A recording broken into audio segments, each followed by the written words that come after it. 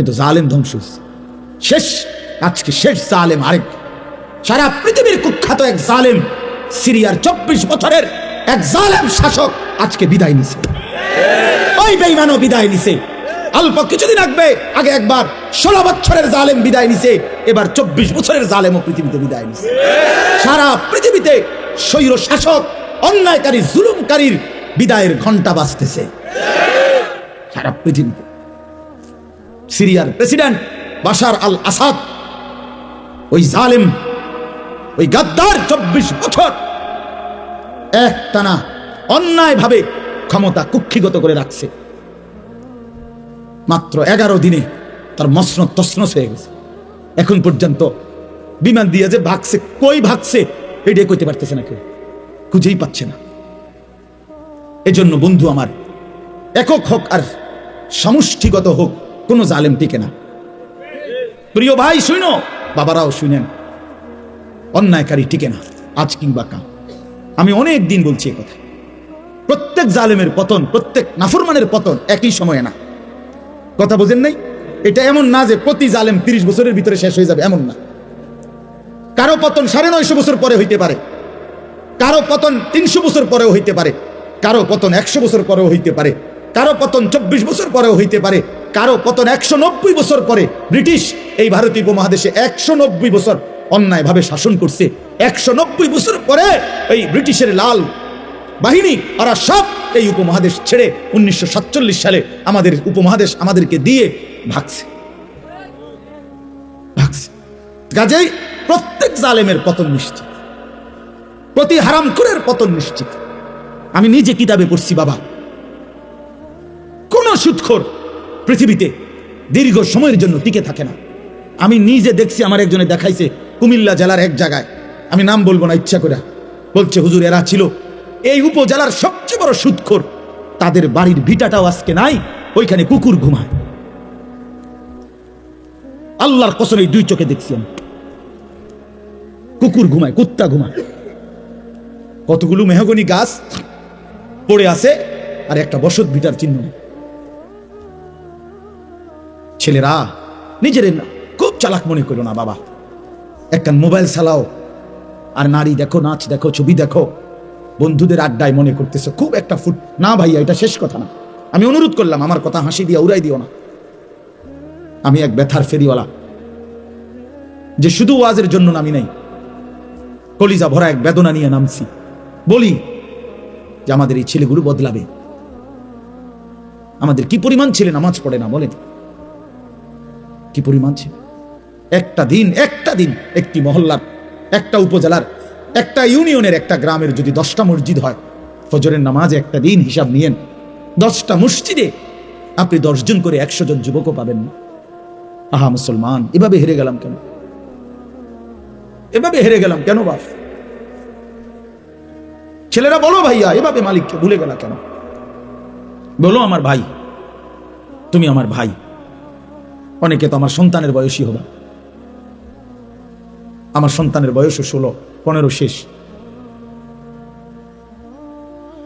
তাইলে ভাই আমার, বন্ধু আমার, আমরা এমন হয়ে গেলাম কেন? মহল্লাকে মহল্লা, ঘরকে ঘর আমাদের মুসলমানের ঘর, ফজরের নামাজ আমাদের মুসল্লি কোথায়? হাহা, বাবার চোখেও পানি নাই, মায়ের চোখেও পানি নাই। আপন মা বাবা জীবিত, অথচ সন্তান নামাজ পড়ে না। মা বাবার কোনো আফসোস বলতে নেই, এক ফোঁটা চোখের পানিও ফেলে না। আহা, আমার ছেলের কি হবে? আমার সন্তানের কি হবে? ফিকির একটাই, শুধু টাকা, রোজগার। হয় বিদেশ গিয়া রোজগার করো, নয়তো দেশে থাকি, অথচ নামাজ পড়ে না। আপনারা সহজ হিসাব করেন, আপনাদের হিসাব মিলান। 5টা 40 ফজরের জামাত, কেউ যদি 10টা বাজে ঘুমায়, 11টা বাজে ঘুমায়, রাত 11টা, 12টা, 1টা, 2টা, 3টা, 4টা, 5টা, প্রায় 7 ঘন্টা। একজন চিকিৎসা বিজ্ঞানী ডাক্তারের মতেও স্বাভাবিক সুস্থ সামর্থ্যবান মানুষ 6 ঘন্টা ঘুমাইলে এনাফ। একদম পূর্ণ যুবকও যদি 6 ঘন্টা, এর বেশি কোনো জরুরত নেই। তাইলে বন্ধু আমার, আজকের সন্ধ্যায় যখন সূর্য ডুবছিল, ছেলেরা 1টা মিনিট ভাবো তো, আল্লাহ তাআলা বলে, বান্দা ধীরে ধীরে অন্ধকারের কালো চাদর দিয়ে আমি পৃথিবীটা ঢেকে দিছি, এবং রাত যত গভীর হইছে চারিদিকের আওয়াজ আমি তত নিস্তব্ধ করে দিয়েছি। আর সিএনজি চলে না, অটো চলে না, দোকানের শাটার, দোকানের হই হুল্লোড় সব বন্ধ, সব বন্ধ। এমনকি আমার কুকুর বিড়ালগুলো পর্যন্ত, আমার জন্তুগুলো পর্যন্ত আমি ঘুম পাড়ায় দিছি। এক এক জায়গায় পড়ে রয়েছে। সব জায়গা নিস্তব্ধ করে দিলাম, অন্ধকার দিয়ে ঢেকে দিলাম, তুমি বান্দা ঘুমাইবা বলে। আমি যেন ডাক দিয়ে বলছি, আমার সৃষ্টির সব জীবজন্তু তোরা চুপ থাকো, আমার বান্দা এখন ঘুমাবে। আমি যেন ফেরেশতাকে বলছি, ফেরেশতা সারাদিনের এই সাদা আকাশকে কালো চাদর দিয়ে ঢেকে দাও, আমার বান্দা ঘুমাবে। যে মালিক 7 ঘন্টা এইভাবে সুন্দর পরিবেশ করে দিয়ে আমারে তোমারে ঘুম পাড়ায় রাখলেন, 7 ঘন্টা পরে আল্লাহ বললেন, বান্দা মাত্র 4টা রাকাত নামাজের জন্য আমি তোমার কাছে 10টা মিনিট সময় চাই। কি পরিমাণ নাফরমান, কি পরিমাণ অসভ্য, কি পরিমাণ নিকৃষ্ট জানোয়ার, কি পরিমাণ নিকৃষ্ট জানোয়ার, হাইওয়ান, কত বড় চতুষ্পদ জন্তু এটা। যে মালিক তারে 7 ঘন্টা ঘুম পাড়ায় রাখছে, সেই মালিকের 4 রাকাত নামাজের জন্য 10টা মিনিট সময় দিতে রাজি না। দুনিয়া বুঝে নিচ্ছে 1 সুতা এই তাল গাছটা কাটটা দিলে আপন ভাই, আপন বাতিজার বাড়ি ঢুকতে পারে না, দিত না। বুড়ো হইয়া গেছে, বাঁকা হইয়া গেছে, না দিতাম না, দিতাম না কইছি, দিতাম না, দিতেন না, দিতাম না কইছি, কইছি দিতাম না, আর কি দিত না। এখান দিয়ে একটু জায়গা দিলে 1 বিঘত হয়তো বেচারা রাস্তা হয়ে যায়, বাড়িটা সুন্দর হয়ে যায়, না দিত না। দরকার হলে আরেক জায়গা গিয়ে 30,000 টাকা দিব, বুঝেন না? কিন্তু ভাতিজারে দিত না, আপন জনকে দিবে না। এর চাইতে বড় জালেম আর কেউ হইতে পারে। আপন জনকে যে ঠকায় সে নিকৃষ্ট জালেম, নিকৃষ্ট জালেম, নিকৃষ্ট জালেম। আপন স্ত্রীর মোহর যে আদায় করে না সে একদম নিম্নমানের মানুষ, একেবারে অসভ্য, একেবারে অসভ্য, একদম অসভ্য এটা। আপন স্ত্রীর মোহর যে দেয় না, আপন বোনের সম্পদ যে দেয় না, আপন ফুতুর সম্পদ যে দেয় না, আপন জনকে যে বঞ্চিত করে, বিশ্বাস করেন একেবারে নিকৃষ্ট অসভ্য লোক ছাড়া আর কিচ্ছু নাই। অসভ্য মানুষ, বেহায়া লোক এটা, বেহায়া। কত বড় বেহায়া জানেন? আপন বোন রে বলে নিবাগা, নিবাগা, তাইলে আর ভাই বোনের সম্পর্ক রাখতে না? হ্যাঁ, আমি জানি না, আমরা তো এই দেশের মানুষ, আমি জানি না, আমি কি শান্তির দেশে থাকি নাকি? নিবাগা তাইলে একবারে মানে সুদবুদ করে নিগেবা, আর আইতা না, ভাই বোনের সম্পর্ক রাখতে না তাইলে। হ্যাঁ, এই 10 শতকও নিবাগা। তার মানে কি বুঝাইতে চাইতেছে জালেমে? এই জালেম না, এই জালেম বুঝাইতে চাইতেছে, বোন তুই আমার আপন বোন, আমার রক্তের বোন বাগিনা যদি আমার ঘরে খাইতে হয়, আমি ভাইয়ের ঘরে জমি দিয়ে খাইতে হবে। কি দিয়া খাইতে হবে? জমি দিয়া খাইতে হবে। কিন্তু গ্রামের মানুষ যদি খাইতে হয়, আমার ঘরে জমি দেওয়ান লাগে না, এমনি খাইতে পারে। তুমি কি গ্রামের মানুষরে মেহমানদারি করাও না? কথা বলেন না কেন? তো তখন কি তার থেকে জমি নিছিলা? তো তারে খাওয়াইলা কোন লজ্জায়? আর আপন বোনের বেলায় কও যে নিবাগা, আর আইতা না তাহলে আর নিতে না, একবারে নিবাগা সুদবোধ করিয়া। কি পরিমাণ বেহায়া মানুষ, কি পরিমাণ অসভ্য মানুষ বলেন। আল্লাহ রাসূল সাল্লাল্লাহু আলাইহি ওয়াসাল্লাম বলেন, মান আখাযা শিবরাম মিনাল আরদি যুলমান তাওয়াকাহুল্লাহু ইয়াউমাল কিয়ামাহ 7 আরদিন। নবীজি সাল্লাল্লাহু আলাইহি সাল্লাম বলেন, যে তার অন্যায়ভাবে কারো 1 বিঘত, 1 বিঘতের দূর না, এই 1 বিঘত, শিবরান মানে 1 বিঘত, 1 বিঘত সম্পদ।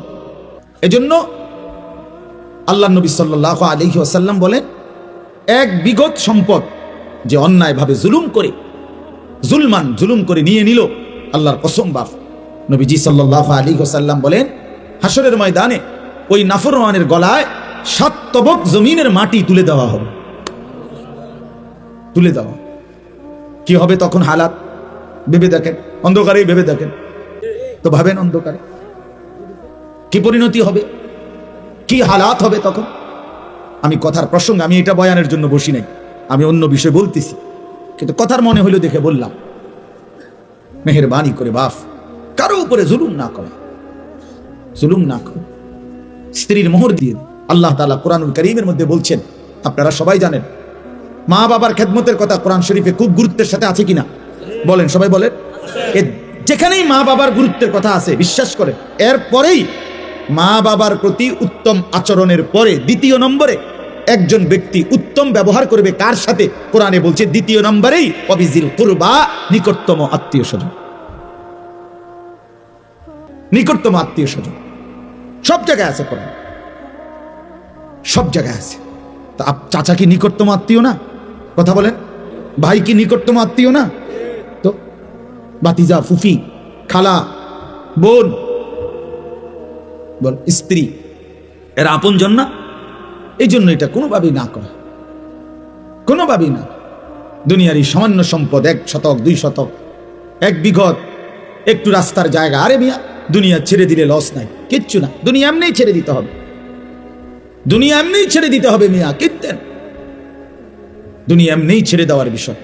দুনিয়া নিজেই থাকবে না, সে আপনারও তো থাকতে দিবে না। একদিন আমিও থাকবো না, একদিন গোটা সৃষ্টি জগতও থাকবে না। ইদা রাজ্জাতিল আরদু রাজ্জা, আল্লাহ তাআলা বলছেন এই মাটি রেজা রেজা, পাউডার পাউডার হয়ে যাবে।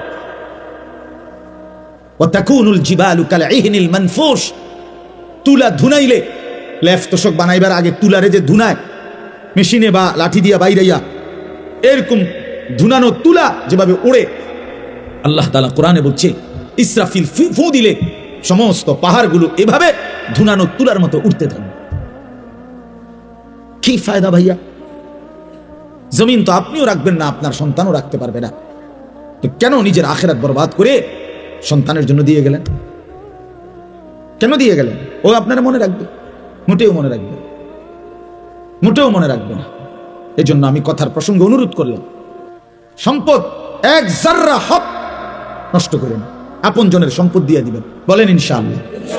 আমি বুক ফুলাইয়া বললাম ইনশাআল্লাহ। আমি আপনাদের এলাকার মানুষ। আমার বোন, আমার বাবা মারা যাওয়ার পরে ওমা বাড়িতে বলে যে বাড়ির বসত, আমি বললাম আমি প্রথম ভাষায় বলছি বাড়ির বসত ভাই বোন সবাই নিবে। সবাই বাবা আরে কস কি তুই, বসত তো ভাইয়েরা পায়, বোনেরা বলে পায় না। আমি কি এর চাইতে বড় মিথ্যা কথা, গাঁজাখড়ি কথা আসমানের নিচে জমিনের উপর আর নাই। এটা জুলুম বেটা, অন্যায় কথা, অন্যায় কথা। এটা কেন বসত পাবে না? 1 কেজি লবণ, 1 কেজি নুন যদি বাপ রাইখা যায় মৃত্যুর আগে, ওই 1 কেজি লবণের মধ্যে ভাই বোন সমান, সবাই অংশীদার। 1 কেজি নুন, 1 কেজি লবণের মধ্যে অংশীদার। আপনি কি মনে করছেন বাড়ির বসত পাবে না মানে? কেডা বলছে আপনার? এটা কে বলছে এই মিথ্যা কথা? বলেন এখন নিয়ে আসেন ওই হুজুরে, জিজ্ঞাসা করি আমি, কে বললো এই কথা? এত বড় মিথ্যা কথা। আপনি বলেন হুজুর অনেক কথা নতুন করে লাগবো ফ্যাস। কি ফ্যাস লাগবে? আপনি অন ফ্যাস লাগলে তো ভালো, আখিরাতে যে আপনারা টাঙ্গাইয়া ফিটবো। কথা বলেন না কেন? কবরে যে আপনারা টাঙ্গাইয়া ফিটবো তখন তো আরো বড় ফ্যাস। তখন তো আপনি আবার বলবেন হুজুররা তো আমার দুনিয়ায় করে ভালো আছিল। ঠিক কিনা বলে? তো আমি চেষ্টা করতাম, একবার আমি এক বিয়ে পড়াইতে আমার এক ছাত্র নিচ্ছে, তার বোনের বিয়া। আমি বললাম সুন্নাত মোতাবেক এভাবে বিয়ে হবে। একবারে টাই টুই স্যুট পরা, একবার বলতেছে আমার হুজুর ছেলের পক্ষের নতুন করে আপনি আবার এই নিয়ম বললে হ্যাঁ ফিতনা হবে, মানে আগে সমাজের যে কুপ্রথার যে নিয়ম ওইভাবে চলুক। তাই বললাম যেহেতু আমি এভাবে ছাড়া জানি না, কোরআন সুন্নাহ মতে যেভাবে বিয়ে পড়া আমি এটাই জানি, ওই আপনি যেটা বুঝাইতে চাই আমি এটা জানি না, কষ্ট করে বিষয়টা আপনি পড়ান। আমি ভাত খাইতে আইছি, ভাত খাই। আমি যেটা জানি না আমি করতে শিখতাম না, আপনারটা তো আমি জানি না। কথা বুঝলেন না? আপনারটা আপনি জানেন তো আপনি পড়া। হুজুর এই কথা কইলে হবে না, আমরা কি পারিনি। আরে পণ্ডিত, আপনি শুধু ভাতের থালাটা চিনেন? হ্যাঁ, আপনি শুধু ভাতের থালাটা চিনেন।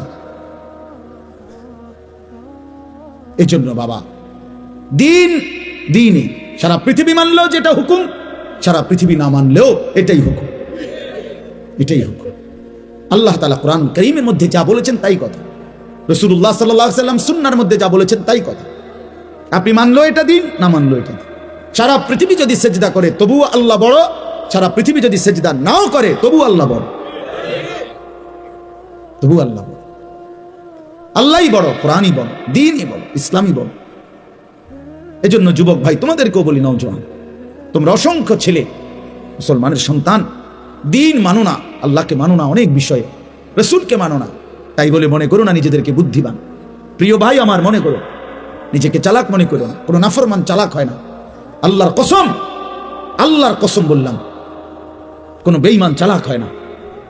সমস্ত পাপী মূর্খ হয়, সমস্ত জালেম মূর্খ হয়, নাফরমান বুদ্ধিমান হয় না। রাসূলুল্লাহ সাল্লাল্লাহু আলাইহি ওয়াসাল্লাম বলেন, বুদ্ধিমান কে? নবীজিকে জিজ্ঞেস করছে, মান আকিয়াসুন নাস ওয়া আহজামুন নাস। হে নবী, বুদ্ধিমান কে, বিচক্ষণ কে? নবী সাল্লাল্লাহু আলাইহি ওয়াসাল্লাম বলেন, আকসারুহুম যিকরান লিল মাউত, বেশি বেশি যে মৃত্যুকে স্মরণ করে, ওয়া আকসারুহুম ইস্তিদাদান লিল মাউত, যে বেশি বেশি মৃত্যুর জন্য প্রস্তুতি গ্রহণ করে, সে বুদ্ধিমান। আরেক হাদিসে নবী বলছেন, আল কাইয়িসু মান দানা নাফসাহু ওয়া আমিলা লিমা বাদাল মাউত। বুদ্ধিমান সে যে নিজের হিসাব রাখে এবং মৃত্যু পরবর্তীর জন্য আমল করে। রাসূলুল্লাহ সাল্লাল্লাহু আলাইহি ওয়াসাল্লাম বলেছেন, কোরআন শরীফে আল্লাহ তাআলা বলছে, যারা ইলমের কদর বোঝে, ইন্নামা ইয়াতাযাক্কারু উলুল আলবাব, তারা বুদ্ধিমান। যারা তিনটা কাজ করে নিয়মিত, আল্লাহ বলে তারা বুদ্ধিমান। এক, যারা দাঁড়িয়ে বসে শুয়ে হর হালাতে আল্লাহ তাআলার জিকির করে, যারা আল্লাহ তাআলার কুদরত নিয়ে ফিকির করে আর বেশি বেশি আল্লাহর কাছে দোয়া করে, তারা বুদ্ধিমান, তারা বিবেকবান, তারা বিচক্ষণ। যার জবানে মাওলার জিকির, যার দিলে আল্লাহ তাআলার কুদরতের ফিকির, যে হাত তুলে রবের কাছে নিজের সব জরুরত আল্লাহর কাছে চায়। নবীজি বলেন, উম্মত, স্যান্ডেলের ফিতাও যদি ছিঁড়ে যায়, স্যান্ডেলের ফিতা, সেটাও আগে আল্লাহকে বলো। শিরাকা নালাইক, জুতার ফিতা আল্লাহর কাছে বলো, আল্লাহর কাছে বলো। ইজা সাআলতা ফাসআলিল্লাহ, নবী সাল্লাল্লাহু আলাইহি ওয়াসাল্লাম বলে, কিছু চাইলে আল্লাহর কাছেই চাও। ওয়া ইজা ইসতাআনতা ফাসতাইন বিল্লাহ, সাহায্য প্রার্থনা করিলে আল্লাহর কাছেই সাহায্য প্রার্থনা করো। আল্লাহ তাআলা, নবীজি সাল্লাল্লাহু আলাইহি ওয়াসাল্লাম, কেউ পাত্তা না দিলেন আপনারা, কোনো অসুবিধা নেই। ছেলেরা, তোমরা যদি কেউ পাত্তা না দাও, বাবা, ইসলাম ঠকবে না, তুমি ঠকে যাবে। ইসলাম তোমার মুহতাজ না, আল্লাহর কোরআন তোমার মুহতাজ না। কোন জালেম, কোন নাফরমান, কোন পাপীর কারণে ১৫০০ বছরের ভিতরে ইস কোরআন এক জাররা বিন্দু কমে নাই, কমছে। আপনি ভেবে দেখেন, একটা ছেলে ভাবো ভাই, একটা ছেলে, তুমি বদলাও, তুমি কারো দিকে তাকাইও না, তুমি একলা ভাবো।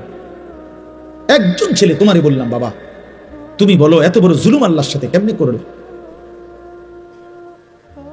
আমার সেদিন গত সপ্তাহের আগের সপ্তাহে আমার এই কোমরের এই পাশের যে হাড্ডিটা, এইটা খুব ব্যথা করছে 2 দিন।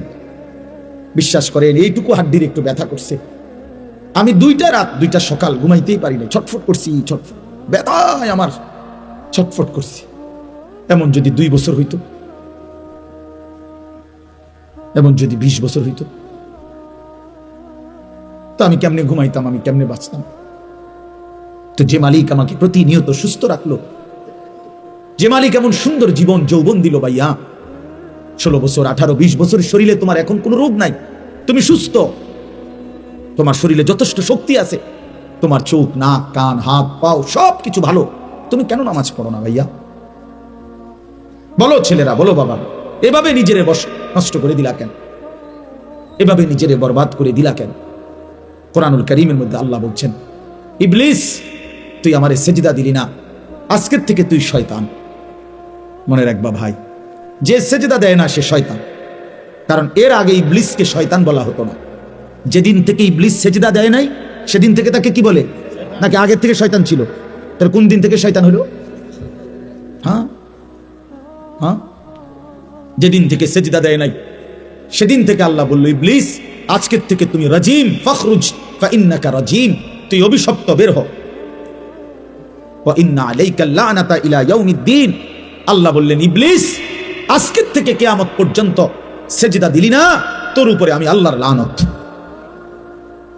একটা ছেলে বুঝো ভাইয়া, তোর উপরে আল্লাহর লানত। এজন্য যার কপালে সেজদা নাই, তোর উপরে আল্লাহর লানত। মনে রাখিস বেটা, তোর উপরে খোদার গজব, আল্লাহর লানত, আল্লাহর লানত তোর উপরে। ভাত খাস বেটা, ঘুম যাস, আর ঘুম, পেশাব, পায়খানা এগুলো কুত্তারও পূরণ হয়, কুত্তাও খায়। দেখ বেটা গিয়া, কুত্তাও খায়, কুত্তাও ঘুমায় বেটা, কুত্তাও পেশাব পায়খানা করে, কুত্তারও যৌন চাহিদা পূরণ হয়, এই জন্য কুকুরেরও বাচ্চা কাচ্চা হয়। কথা কয় না? তাহলে কি বোঝা গেল? কুকুরেরও যৌন চাহিদা কি হয়, নাহলে কুত্তার ছাও হয় কেমনে? বলেন, তুমি মনে করছো নারী, ছবি, মোবাইলের অশ্লীল দৃশ্য তোমার শাহওয়াত পূরণ হইতেছে, তোমার মনের অশ্লীল কামনা পূরণ হইতেছে, তুমি বড় লাভবান, তুমি বড় বুদ্ধিমান। হ্যাঁ হ্যাঁ, চুল ফিরাও বারবার পিছনের দিকে, আর সিবা একটা ফ্যান হিন্দা ভাঁড়া হাঁটো, সিবা ফ্যান মনে রাখবা, গোলামের প্যান্ট, এটা ঐতিহাসিক তথ্য। কৃতদাসের প্যান্ট হলো কৃতদাসের পোশাক, মানে কৃতদাস বুঝেন, গোলামের পোশাক, এই সিপা প্যান্ট। আফ্রিকান, এটা ঐতিহাসিক কথা হলো, আফ্রিকান কৃতদাস গোলাম যাদেরকে দিয়ে কাজ করাইতো, তাদেরকে দিয়ে পূর্ব যুগে এই চিকন চিফা প্যান্ট পরাইতো, যাতে করে কাজে ফাঁকি দেওয়া দিতে না পারে, বসতে না পারে, যেন মতনের লাইগাও নিচে বইতে না পারে, খাড়াইয়া মতে যাবে। হ্যাঁ হ্যাঁ, সত্যি কথা বুঝছেন মৌলানা সাহেব। এই চিপা প্যান্ট হলো কৃতদাসের প্যান্ট, গোলামের প্যান্ট। বেঈমান, তোমারে বলছি এটা ফ্যাশন। হ্যাঁ, তুমি বোধহয় ফ্যাশন মনে করে দিছে দৌড়, বেওকুফ কোথাকার। একটাবার জিজ্ঞাসা করলে না কোনো আলেম রে যে আমি মুসলমান, আমি কেন গোলামের পোশাক পরবো? এই জন্য ভাইয়া আমার, বন্ধু আমার, আমি খোলামেলা বললাম, আমি হয়তো একটু শক্ত বললাম, আমি তোমার মনে করাই দিলাম, আমি তোমার বিবেক নাড়াইতে চাইলাম, এই জন্য স্পষ্ট বললাম। কোন মুসলমান সুস্থ স্বাভাবিক মানুষ আমার ভাই, এক ফোঁটা ঈমান যার কলিজার মধ্যে আছে, সে নামাজ না পড়ে থাকতে পারে না। আমার শায়েখ আল্লামা মুফতি মুশতাকুর নবী সাহেব বলে, মুমিন ফজরের নামাজ ছাড়তেই পারে না, মুনাফিক ফজরের নামাজ পড়তেই পারে না। না না, কথা পুরাটা কইয়া কন, আপনি ঠিক কই না, উদা পুরাটা কথা কন, যে মুমিন ফজরের নামাজ না পড়ে থাকতে পারে না, কোন তো? মুনাফিক ফজরের নামাজ পড়তেই পারে না। বলেন কি বলছি? পড়তেই পারে, মুনাফিক ফজরের নামাজ পড়তেই পারে। রাসূলুল্লাহ সাল্লাল্লাহু আলাইহি ওয়াসাল্লাম বলেন, ফজরের নামাজ মুমিনের নামাজ। ফজরের নামাজ কার নামাজ? মুমিনের নামাজ। নবীজি সাল্লাল্লাহু আলাইহি ওয়াসাল্লাম বলেন, এশার নামাজ এবং ফজরের নামাজ, এই দুই নামাজ যারা মুনাফিক তাদের জন্য পড়া খুবই কঠিন। সরাসরি হাদিস, আসকাল, আসকাল, সবচেয়ে ভারী, সবচেয়ে ভারী। এই জন্য ভাই আমার বন্ধু, একটাবার ভাইব, শুধু সারাদিনের নিয়ামত বাদ দিলাম, 7 ঘন্টার ঘুমের নিয়ামতের কোনো শুকর নাই, কোনো শুকর নাই। আল্লাহ কোরআনে বলছে, বান্দা আমি তোমাকে চোখ, নাক, কান, সারা দেহ দিয়ে দিলাম, এবং তোমাকে বুঝাইয়া বলার জন্য নবী রাসূল দিলাম, বুঝবার জন্য কিতাব দিলাম। এবার আমি শুধু দেখলাম, ইম্মা শাকিরান ওয়া ইম্মা কাফুরা। আল্লাহ কোরআনে বলছে, বান্দা 3 জিনিস আমি তোমারে দিছি। 1 নাম্বার হলো আমাকে মানার যোগ্যতা তোমার শরীরের মধ্যে দিছি। তুমি যদি রুকু করতে না পারতা আমি বলতাম না, তুমি যদি সেজদা দিতে না পারতা আমি বলতাম না। কথা বোঝেন নাই? আমাদের শরীরে সেজদা দেওয়ার সামর্থ্য আছে তো, রুকু দেওয়ার সামর্থ্য আছে তো ভাই। তাহলে যেই সামর্থ্য আমার শরীরে নাই, খোদার কসম এমন হুকুম আল্লাহ আমাকে দেয় নাই, দেয় নাই। তাইলে আল্লাহ তাআলা বলেন, 1 নম্বরে আমি বান্দা তোমাকে আমাকে মানার যোগ্যতা দিয়েছি শরীরে। 2, বুঝাইয়া বলার জন্য আমি নবী রাসূল দিয়েছি, নবী রাসূলদের পরে ওলামায়ে কেরামকে দিয়েছি, তারা বুঝাচ্ছে তোমার। 3, বুঝবার জন্য আসমানি কিতাব দিছি। এই যে তো আল্লাহ তাআলা বলেন, মানার যোগ্যতা শরীরে দিয়েছি, বুঝাইবার জন্য নবী রাসূল ওলামায়ে কেরাম দিয়েছি, বুঝবার জন্য কিতাব দিয়েছি। এরপরে আমি শুধু দেখতেছি বান্দা, ইম্মা শাকিরান ওয়া ইম্মা কাফুরা, তুমি কি আমার অনুগত নাকি অবাধ্য? চলো বান্দা, দুনিয়া আমি চালাইয়া নেব। আল্লাহ বলছে, কুলু ওয়া তামাত্তাউ কালিলান ইন্নাকুম মুজরিমুন। আমার বান্দা, তুমি দুনিয়া কিছু সময়ের জন্য খাও এবং ভোগ করো, তবে শুধু মনে রেখো তুমি নাফরমান। এটা কোরআন শরীফের আয়াত, সাংঘাতিক কথা। আল্লাহ বলছে, বান্দা নাস্তা খাও, কোনো অসুবিধা নেই, শুধু কথাটা মনে রেখো যে তুমি ফজরের নামাজ পড়ো নাই। তুমি রাত 10টায় যে খাইতে বসছো, আল্লাহ যেন ডেকে বলে, নাফরমান, খাও, কোনো অসুবিধা নেই, শুধু মনে রেখো এশার নামাজ পড়ো নাই। ভাত খাইতে আটকাইতাম না, বান্দা ঘুমাও, সমস্যা নাই। কুকুর বিড়াল খায়, তুমি খাইতা না খা। জন্তু জানোয়ার ভোগ করে, তুমি ভোগ করবা না কেন? খাও। অতএব দুনিয়া আমরা খাইতে পারতেছি ছেলেরা, বাবারা, এটাকেই আপনি সফলতা মনে করেন না। দুনিয়া আমরা খুব বেশি ভোগ করছি না, আমাদের চাইতে জন্তু জানোয়ার দুনিয়া বেশি ভোগ করে। আমি নিজে পড়ছি, প্রাণীবিদ্যা যারা গবেষণা করে, ওনাদের মতে একটি হাতি একদিনে 250 কেজি খাবার খায়। 250 হাতি, একটা হাতি। তো পৃথিবীতে হাতি তো একটাই। একটি হাতি একদিনে 90 লিটার পানি পান করে, 90 লিটার। একটি তিমি এক লোকমায় 200 জন সামর্থ্যবান মানুষের সমপরিমাণ খাবার খায়। আমি চিড়িয়াখানাতে দেখছি একটি বাঘকে প্রতি বেলা 22 কেজি 24 কেজি গরুর গোশত খাইতে দেয়। আপনারা কেউ পারবেন? তো কি দুনিয়া ভোগ করলেন বলেন চাচারা বাবারা, আপনারা যারা 60 বছর ধরে হায়াত পাইছেন, চাচা আপনি গদ্দু দাঁড়াই এখন আপনি দুনিয়া কিতা বেশি খাইয়া লাইছেন, মানে একটু শুনিয়ে কি খাইছেন? কি ফাঙ্গাস, তেলাফিয়া, দৈন্যা ভাতা, কাঁচামরিচ, খিরা, টমাটো, দুন্দুল, করলা, ফার্মের মুরগা, কক মুরগা, আর কিতা আর কিতা লচ্ছি, ফুলকপি, ফাতাকপি, মূলা রাখ, লাল শাক, আর কিতা কি উল্টে লাইছেন আপনি খাইয়া? না বলেন না খুব বেশি কোনো কিছু ভোগ করছি আমরা দুনিয়া? এই সব মিল হেলে কি আর, এই তো সামান্য এইটুকু দুনিয়ার জন্য আখেরাত ছেড়ে দিলেন। শুধু আপনার এই 3-4 আইটেমের তরকারির লাগা এতটি মিশা কথা কইলেন, এত টাকা সুদ খাইলেন। আস্তাগফিরুল্লাহ, আস্তাগফিরুল্লাহ।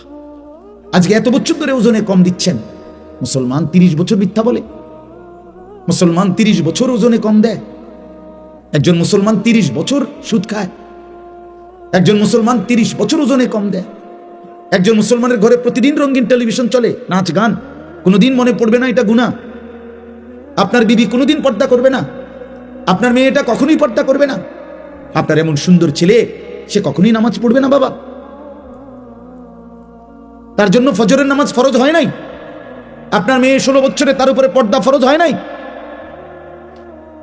আস্তাগফিরুল্লাহ, আস্তাগফিরুল্লাহ। ইনসাফের সাথে ভাইবেন, ইনসাফের সাথে ভাইবেন। এই খাট, এই সোফা, এই ফার্নিচার, এগুলো তেমন আশ্চর্য কিছু না, এগুলো কিচ্ছু না বাবা। এই যে দুনিয়া সাজাইলেন, এগুলো খুব সাজাইছে। বিল্ডিং আমগো দেশের 4 তলা 6 তলা বিল্ডিং, ইউরোপ আমেরিকার মধ্যে গরু গরো না, মুরগার ফার্ম বানাইতেন। আমার একজনে বলছে হুজুর, জাপানে আমার পরিচিত থাকে, উনি বলছে হুজুর আপনারা যেসব প্রাইভেট কারে সরেন, ইডি আমগো জাপানে ছাগল টানে। কি টানে? ছাগল টানে এগুলা দিয়ে। মানে এখানে আমি যদি বলি মিয়া আপনারা শুনেন, আজকের প্রধান বক্তা আমি প্রাইভেট কার দিয়ে আসছি, বলেন সুবহানাল্লাহ।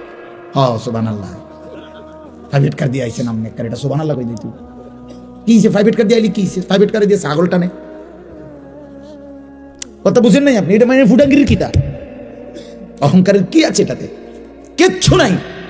এজন্য দুনিয়া আল্লাহ তাআলা তো বেঈমানকে আমাদের চাইতে কোটি গুণ বেশি দিয়েছে বাবা। তো দুনিয়াও তো পাইলেন না, আর এই দুনিয়ার জন্য আখিরাত তো হারায় ফেললেন। আহা মুসলমান, করলেনটা কি?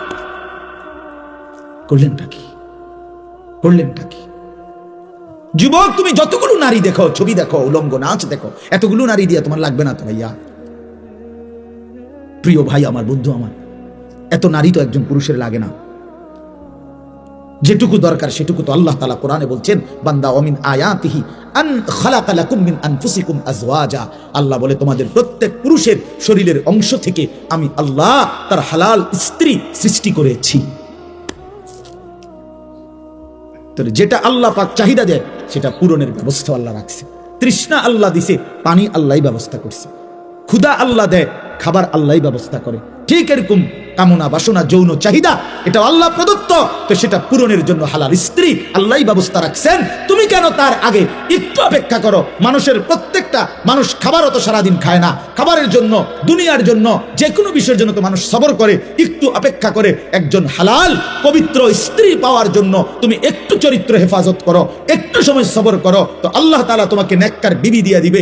আর নয়তো তুমি যদি নিজের থেকে কুত্তার মতো দৌড়াও নারীর পিছনে, ছবির পিছনে, একদিন একটা খবিস নারী ছাড়া আর কিচ্ছু কপালে জুটবে না। মনে রাখিস ছেলেরা আমার, মনে রাখো বন্ধু, আমার নাম আনিসুর রহমান। আমি বললাম খবিস, একদিন খবিস মিলবে, খবিস। আল্লাহর ওয়াদা এটা। যেই ছেলে চরিত্রহীন, আল্লাহ ওয়াদা দিছে, মনে রাখিস তোর বউ মিলবে খবিস। এটা কোরআন শরীফের সূরা নূরের মধ্যে আছে। আল খাবিসাতু লিল খাবিসিন, খবিস মিলবে, চরিত্রহীন নারী মিলবে। আমি তো প্রায় বলি বাবা, আপনাদেরকে না, আমি ছেলেদেরকে বলতেছি, প্রায় বলি মিয়া রাস্তার নারী দেখা সেটা তো ক্ষণিকের ব্যাপার, মজা লাগছে, ভাল লাগছে মনে করছো, কিন্তু যেদিন তোমার ঘরের বউ, বিবাহিত স্ত্রী দেখবা 2 নম্বর, বেডি দেখবা চরিত্রহীন, পরকীয়ায় আসক্ত, সেদিন বুঝবা দুনিয়াটা একটা জাহান্নামের টুকরা। জাহান্নামের টুকরা। সেদিন বুঝবা ভাই আমার, বন্ধু আমার, পৃথিবী কত কঠিন, জীবন কত কঠিন, জীবন কত কঠিন। যেদিন স্ত্রী মিলবে চরিত্রহীন, যার বউ অসৎ, যার বউ চরিত্রহীন, তার জীবনে আর সুখ বলতে কিচ্ছু নেই, তার জীবন জাহান্নামের টুকরা। এই জন্য আমি প্রতিটা ছেলের কাছে অনুরোধ করলাম, আমার ভাই তোমরা আমার মুসলমান সন্তান, নষ্ট হইও না, চরিত্রহীন হইও না, নারীর ফান্দে, এই নগ্ন ছবির ফান্দে নিজের এই সুন্দর হায়াত নষ্ট করো না। সবাই বলি ইনশাআল্লাহ। ফিকির কর, আল্লাহ বরকত দিবে, আল্লাহ বরকত দিবে, আল্লাহ দুনিয়াও চালায় নিবে, আখিরাতেও আল্লাহ জান্নাত দিবে। আল্লাহ আমাদেরকে তৌফিক দান করেন। তাইলে মোট কথা কি দাঁড়াইলো এই কথাটা বুঝাইতে চাইলাম, আমরা মুসলমান, আমাদের আখিরাত মূল। শুধু দুনিয়ার জন্য আল্লাহ আমগরে বানায় নাই, শুধু দুনিয়া আল্লাহ তাআলা জীবজন্তুকেও ভোগ করাচ্ছে। প্রকৃত বিষয় হলো আখিরাত। ऐसे रहे या वैसे रहे वहां देखना फिर कैसे रहे। বুজুর্গানে দিন বলে, হে আল্লাহর বান্দা, দুনিয়া এভাবে কিংবা ওইভাবে, একভাবে তো থাকা হয়েই যাবে, কিন্তু আসল বিষয় হলো, আসল দেখার বিষয় হলো সেখানে কেমন থাকবে। ऐसे रहे या वैसे रहे, মানে এমনে থাকো বা হেমনে থাকো, একভাবে থাকতে লাইতে পারবা, মানে রাজপ্রাসাদে কিংবা কুড়ে ঘরে, সুখে কিংবা দুঃখে, হাসিতে কিংবা আনন্দে, রোদে কিংবা বৃষ্টিতে, আলোতে কিংবা অন্ধকারে, একভাবে না একভাবে দুনিয়া তো পার হয়েই যাবে, কিন্তু ওহা দেখনা, সেখানেই দেখা হবে ফের कैसे रहे, কেমন রইলা। ওখানে হাসলে আর কোনোদিন কাঁদতে হবে না, ওখানে কাঁদলে আর কোনোদিন হাসা যাবে না, আর কোনোদিন না। ইন্নাল মুজরিমিনা ফি আযাবি জাহান্নাম খালিদুন। রব্বুল আলামিন বলেন, না ফরমান পাপী জাহান্নামের আযাবেই থাকবে চিরস্থায়ী। লা ইউফাত্তারু আনহুম ওয়া হুম ফীহি মুবলিসুন। এক সেকেন্ডের জন্য জাহান্নামের আযাব বিরতি দেয়া হবে না। আল্লাহ বলেন, ওয়া হুম ফীহি মুবলিসুন, জাহান্নামী অনন্তকাল বিষণ্ণ মলিন চেহারা নিয়েই পড়ে থাকবে, কোনোদিন হাসি ফুটবে না, কোনোদিন না। ওয়ামা যালামনাহুম ওয়ালাকিন কানু হুমুজ যালিমিন। আল্লাহ বলবে, বান্দা চিল্লাও কেন, হে জাহান্নামী বান্দা, আমি তোমার উপরে কোনো জুলুম করি নাই বান্দা, তুমি নিজেই নিজের উপরে জুলুম করেছো। মনে করে দেখো, আমি সময় দিয়েছি, যেটুকু বিধান দিয়েছি তার চাইতে কম। 1টা বাজে জোহরের আজান হয়েছে, 3:45 বাজে আসরের নামাজের আজান হয়েছে, মাঝখানে 3.5 ঘন্টা, 12 রাকাত নামাজ পড়তে 3.5 ঘন্টা লাগে না? লাগেনি? তাইলে ফজরের নামাজের সময় যদি হয় 1 ঘন্টা, 4 রাকাত নামাজ পড়তে তো 1 ঘন্টা লাগে না? লাগেনি? তাহলে আল্লাহ বলেন, সময় দিয়েছি যে দূর, বিধান দিয়েছি তার চাইতে কম, হুকুম দিয়েছি সামান্য সামান্য। হ্যাঁ, তোমারে রাখতে বলেছি 39 টাকা, আমি আল্লাহর জন্য যাকাত দিতে বলেছি 1 টাকা। 40 টাকায় 1 টাকা, তাও যদি 1 বছর পূর্ণ হয়, তাও যদি নেশাব পরিমাণ হয়, বুঝেন না? তাহলে আল্লাহ বলেন, সারা জিন্দেগি দিয়েছি কোটি কোটি টাকা, হজ করতে ফরজ করেছি মাত্র 1 বার। কষ্ট দিলাম কই? চাপ দিলাম কই? বোঝা দিলাম কই বান্দা? ওমা জাআলা আলাইকুম ফিদ্দীন মিন হারাজ। আল্লাহ বলেন, তোমাদের উপরে দ্বীনের নামে কোনো কষ্ট আমি আল্লাহ চাপিয়ে দেই নাই। তুমি জানো না বান্দা, আমার চাইতে মেহেরবান মাওলা আর তো কোথাও মিলবে না। আমি তো আমার বান্দার প্রতি খুব বেশি দয়াবান। কেন চাপ দেব, কঠিন বানাবো কেন? কোরআনুল কারীমে আল্লাহ বলেন, ইউরিদুল্লাহু বিকুমুল ইউসরা ওয়ালা ইউরিদু বিকুমুল উসরা। আল্লাহ বলেন, আমি আল্লাহ চাই বান্দা প্রতিটি হুকুম তোমার কাছে সহজ করতে, আমি মোটেও কঠিন করতে চাই না। কঠিন করলো কই? বোঝা দিল কই? এজন্য ভাই আল্লাহ ডাক দিয়ে বলবে, ওমা যালামনাহুম ওয়ালাকিন কানু হুমুজ যালিমিন। আল্লাহ বলবে, বান্দা আমি জুলুম করি নাই, তুমি করেছো, তুমি নিজের উপরে জুলুম করেছো। আমি তো বহুবার আমার আল্লাহকে বলে পারলাম না, এবার তুমি একটু তোমার আল্লাহকে বলো না আমারে জীবনের তরে মৃত্যু দিয়ে দিতে। আমি যে আর পারছি না ভাই, আমারে মউত দিয়ে দিতে বলো। ক্বালা ইন্নাকুম মাকিসুন। তাকুন। ফেরেশতা তখন ডাক দিয়ে বলবে, না বন্ধু, এভাবেই তোমাকে পড়ে থাকতে হবে। এই জন্য দয়া করে চলেন ভাবতে শিখেন। আমরা কিন্তু আসলে আপনাদের কাছে সর্বোচ্চ মহব্বত দিয়ে বুঝাইতে চেষ্টা করি, আখেরাত মনে করাই আখেরাত। আমরা হুজুররা আখেরাতের ফেরিওয়ালা, কবরের ফেরিওয়ালা। আমাগো জিম্মাদারি এটা। যে কত মানুষ বিদ্রুপ করে হুজুররা কেবল আসমানের উপরের কথা কয়, মাটির তলের কথা কয়। আসলে আমাদেরকে বলাই হয়েছে এটা, ওয়ালিয়ুনজিরু কওমাহুম ইদা রাজাউ ইলাইহিম লাআল্লাহুম ইয়াহজারুন।